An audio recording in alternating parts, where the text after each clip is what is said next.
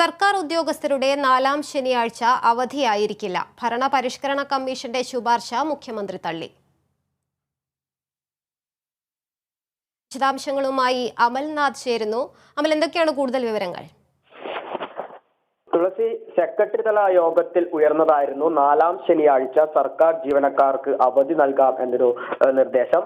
Chief secretary ഇതുമായി ബന്ധപ്പെട്ട് സർവീസിലെ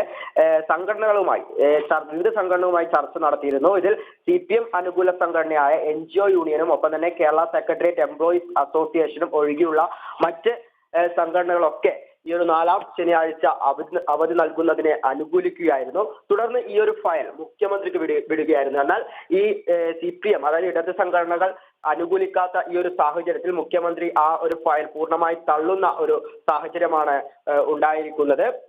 അതായത് ഭരണപരിഷ്കാര കമ്മീഷന്റെ ശുപാർശയാണ് മുഖ്യമന്ത്രി ഇപ്പോൾ തള്ളിയിരിക്കുന്നത്. ഇടത് സംഘടനകളുടെ എതിർപ്പിനെ തുടർന്നാണ് ഈ ഒരു ഫയൽ മുഖ്യമന്ത്രി തള്ളിയത് എന്ന് പറയാൻ വേണ്ടി സാധിക്കും. ഈ ഒരു ഫയലിലെ നിർദ്ദേശപ്രകാരം പ്രതിദിനം 15 മിനിറ്റ് അധികം ജോലി ചെയ്യണമെന്നും ഒപ്പം തന്നെ പ്രതിവർഷം 20 ക്യാഷ്വൽ ലീവ് ഉണ്ടായിരുന്നത് 18 കുറയ്ക്കുമെന്ന നിർദ്ദേശങ്ങളായിരുന്നു മുന്നോട്ട് വെച്ചിട്ടുണ്ടായിരുന്നത്. ഈ ഒരു നിർദ്ദേശങ്ങൾ തന്നെയാണ് ഇടത് സംഘടനകളെ ചൊടിപ്പിച്ചത്. ഇതിന്റെ ഭാഗമായി തന്നെയാണ് ഈ ഒരു നിർദ്ദേശത്തെ ഇപ്പോൾ മുഖ്യമന്ത്രി തള്ളിയിരിക്കുന്നത്.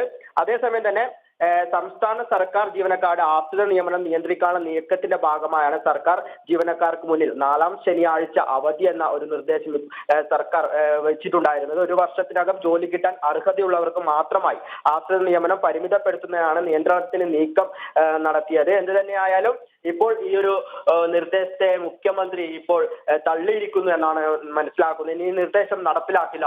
തുളസി. ശരി അമൽ, സർക്കാർ ഉദ്യോഗസ്ഥരുടെ നാലാം ശനിയാഴ്ച അവധിയായി കണക്കാക്കണമെന്ന ഭരണപരിഷ്കരണ കമ്മീഷന്റെ ശുപാർശ മുഖ്യമന്ത്രി തള്ളിയിരിക്കുകയാണ്. അമൽനാഥാണ് വിശദാംശങ്ങൾ നൽകിയത്.